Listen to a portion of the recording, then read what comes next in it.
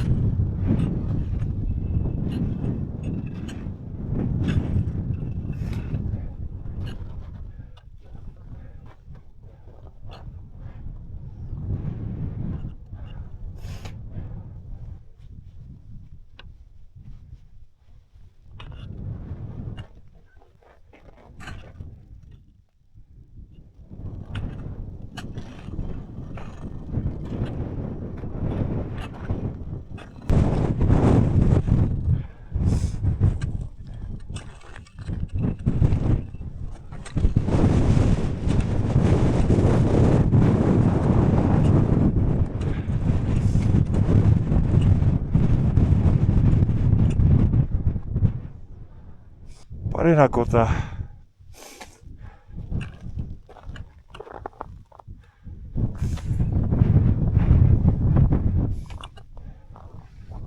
Řekl bych, že nejvyšší vrchol bude tamhle.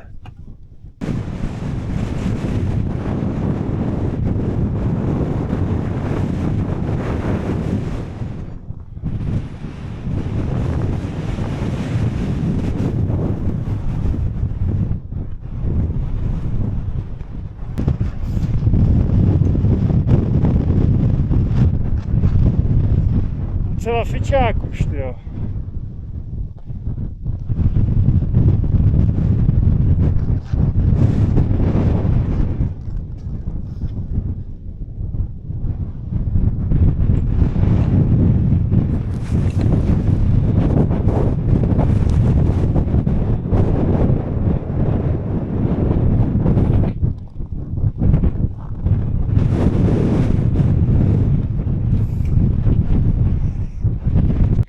Vzhledem k tomu, že fouká od západu, což je tam, a když si stoupnu tamhle na hřeben, tak to udržím na nohou, tak tady tolky kolem kráteru vynechám. Ale se spokojím tady s nějakým tím nižším vrcholem. No.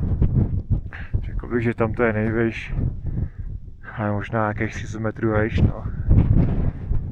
Ale přes 6 to bylo.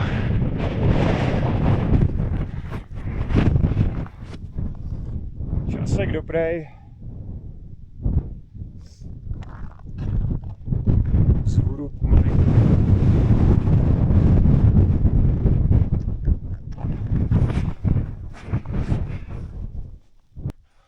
Tady by se ty boby ale fakt hodily, ty vole.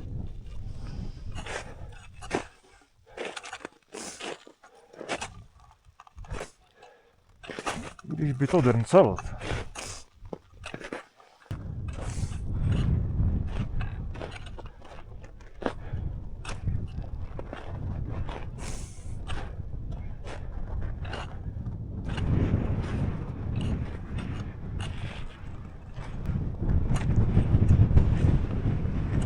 Zkusím to vzít trošku jinudy. Tamhle nějak přes to sedlo. Ať mám taky trošku výhled na Chile, když z kráteru to nešlo.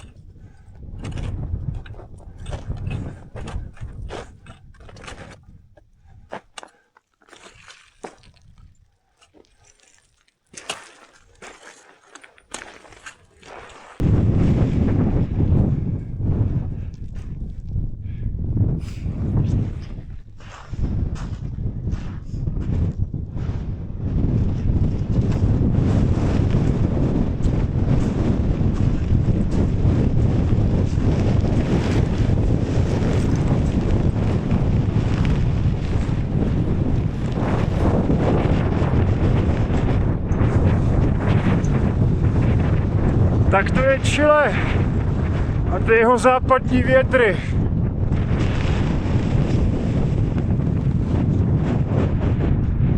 Nic, zpátky po tahu. Snad tam ještě je.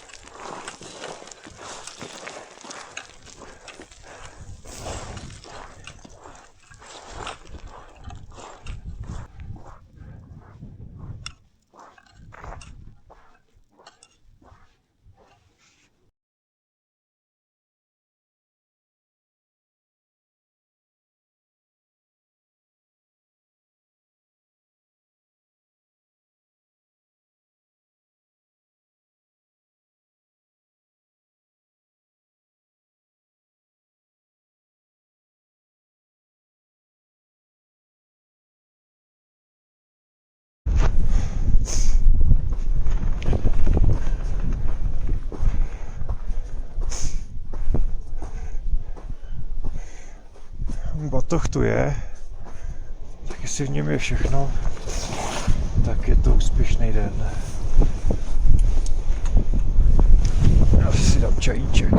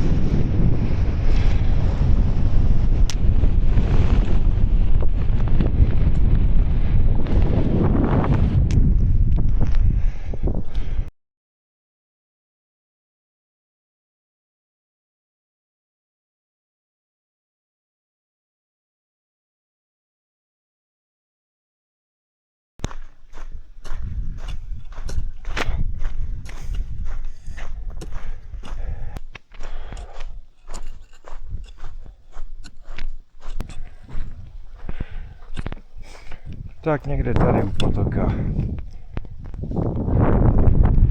Dlouhý den.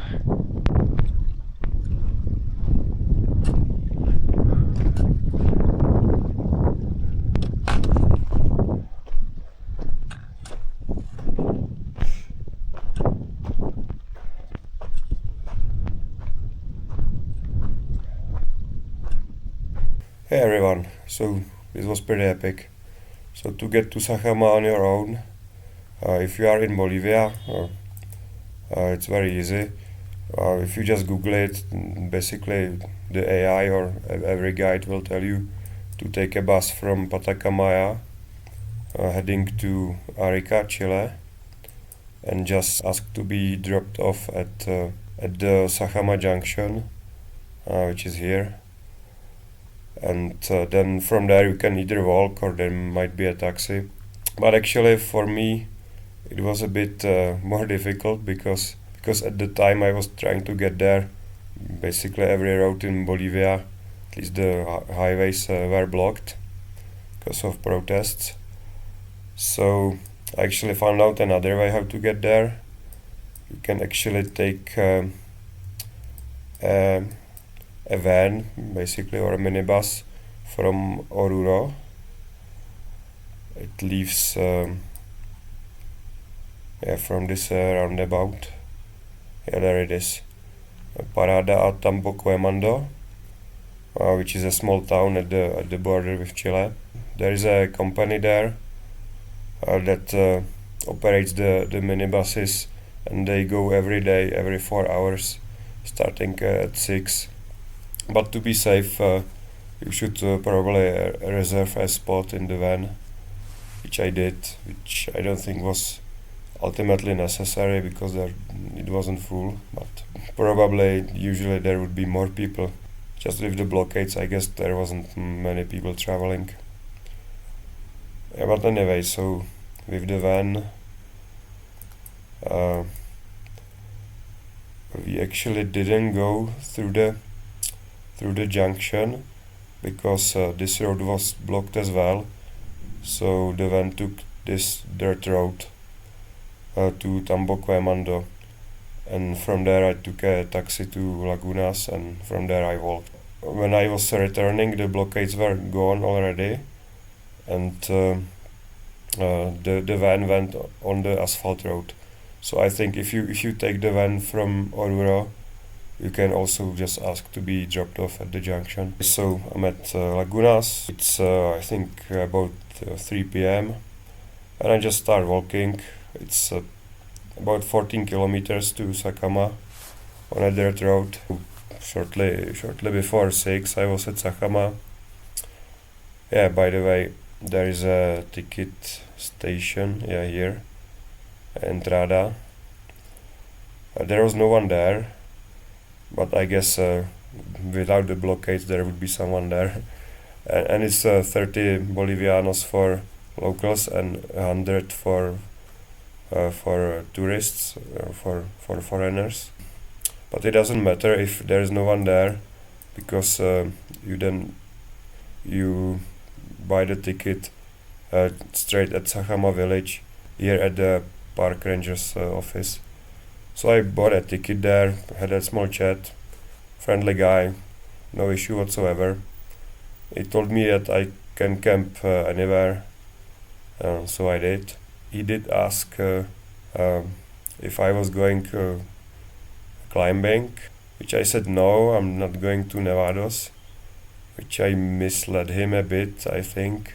But you know, what's a Nevado? For me it's a glacier, and the only glaciated mountain there is Sajama itself. It's not that difficult, but it's a 60-degree slope with glacier, seracs and all. So obviously I would need proper mountaineering equipment, and I wouldn't go alone. But I'd never planned to going there, so whatever. But I did go to Parinacota. So you should normally be able to book a guided hike to Parinacota and a climb to Sajama, perhaps even Pomerape, which is also more difficult, more technical, unlike Parinacota. Just straight into Sajama village. But because of the blockades, there's no tourists, so it was absolute ghost town. And I wasn't going to book a guided hike anyway, because I just like to walk. The guided hikes aren't really attractive to me, just to drive you all the way to the base camp, maybe sleep one night there, just walk up, walk down, drive you back, give you food and all. There's just no fun in that. So like 6:30 I made the tent at dusk, and the next day I just started walking to the base camp. And I thought it was gonna be pretty easy day because it was I think 18 kilometers and like 1200 meters of elevation gain on very mild slopes. Actually, this was way tougher than the climb to Parinacota itself because I had a 20 kilo pack. It was 20 kilos because I carried 7 liters of water from Sajama because I needed water for 2 days. And also I had food for a week because I planned some more hiking and I didn't plan on any resupplies or anything. So yeah, that's why I had 20 kilo pack, which actually still I thought like should be fine. But the thing is that the surface, especially when it starts climbing more, is kind of a sandy ash. It's kind of like walking on a beach, except it's uphill. We have a pack, so yeah, actually, it was pretty demanding today. I also had a mild cold, which I still have, but I didn't feel like sick. I ate normally. I didn't have fever. I just my throat was not great ever since I left Oruro. Yeah, but anyway, so I walked to the base camp. It was maybe 7 hours, and then then there is a building actually, a refugio, which was closed. I just camped next to it. Okay, so then the climb, or I guess hike itself. So I started before dawn, like 5:40 I think, and just went up. There was actually a bit of a trail up here, but I missed it in the dark because it was just very small trail on the scree. But when the sun came up, I found it again. Like the little trail would have helped a bit, but not too much. It's very small, just trail in the scree. So yeah, I just kind of went the direction. Didn't really matter. And then from like 5,700 meters, I was there late June, so kind of early in the dry season. So from about 5,700 meters, it was snow and ice slope, so which was actually preferable to the scree.